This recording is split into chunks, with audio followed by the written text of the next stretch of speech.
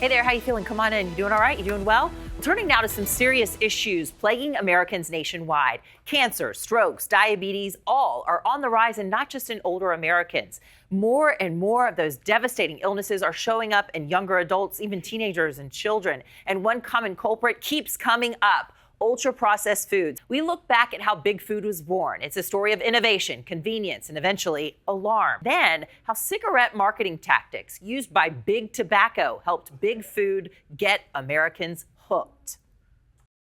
1886, Coca-Cola hits the market. Soon after, Jell-O, then Crisco, sold as healthier than butter.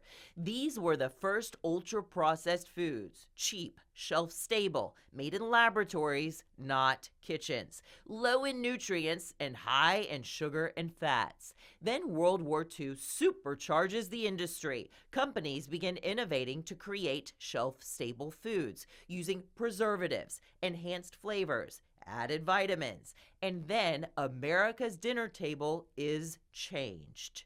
Big news for the harassed housewife. Complete meals, pre-cooked and frozen for storage, soon to be sold over the counter in packages. A new idea that promises to revolutionize the American dinner table. You buy a well-balanced, prefabricated meal of meat and vegetables and put it in this special electronic oven to defrost and heat it. A dinner that once took hours to prepare is now only a matter of minutes. By the 70s, cheap corn leads to a cheap alternative additive in foods: high fructose corn syrup. Suddenly, sugar sneaks into everything. Marketing pivots, no longer to moms, now marketing to kids. We're great! And don't be late for school. Aw, Tony. Bernie? That's what Tony Tiger says.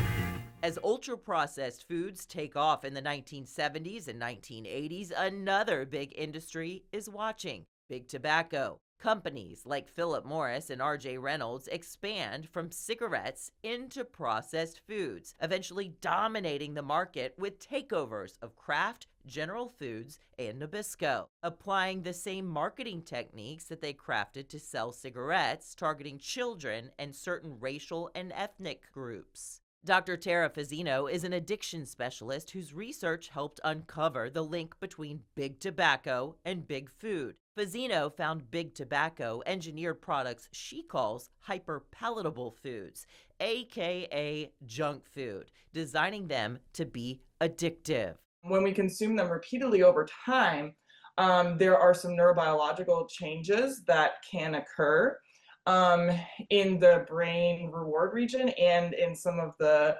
areas of our brain that govern self-control and motivation. And she says the techniques used by Big Tobacco continue in the industry today. They say they're just giving people what they want. By the early 2000s, 2 out of 3 Americans were overweight or obese. Health experts sounded the alarm, linking ultra-processed foods to obesity, type 2 diabetes, cognitive decline, and heart disease. And we're seeing a lot of these conditions that we never saw before in kids, or rarely saw. I mean, I think that the most obvious example would be adult onset diabetes, type 2 diabetes. It's literally called adult onset. It wasn't something you really ever saw in kids even 40 or 50 years ago. And now we're seeing it all the time in kids. And you're seeing onsets 12, 13, 15 years old in kids, so much younger than before. Since the 1970s, consumer advocates have pushed to ban the marketing of sugary, ultra-processed foods to kids.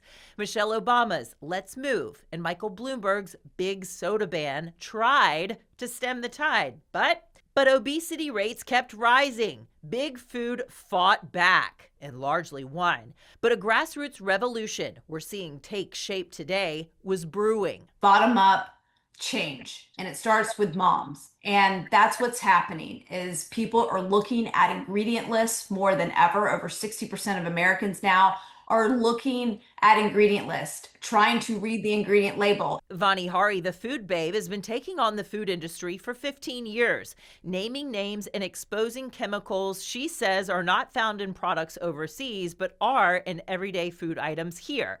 And she says a generational shift is finally happening. Even big brands are bending under pressure. by asking the food companies at the national level to remove artificial food dyes. Now, over 60% of the food companies in America have voluntarily said that they were going to remove artificial food dyes. Huge companies like Kraft Heinz and General Mills and Kellogg's and Tyson's and others have made the commitment.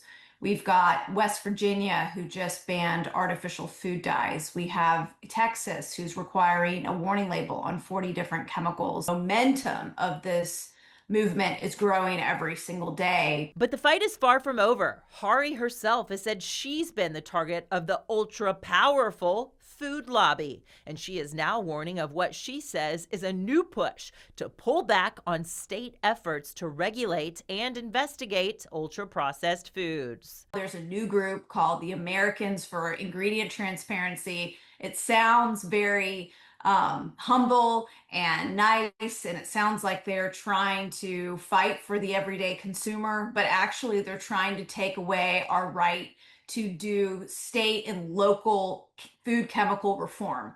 And this is just one organization that's popped up recently.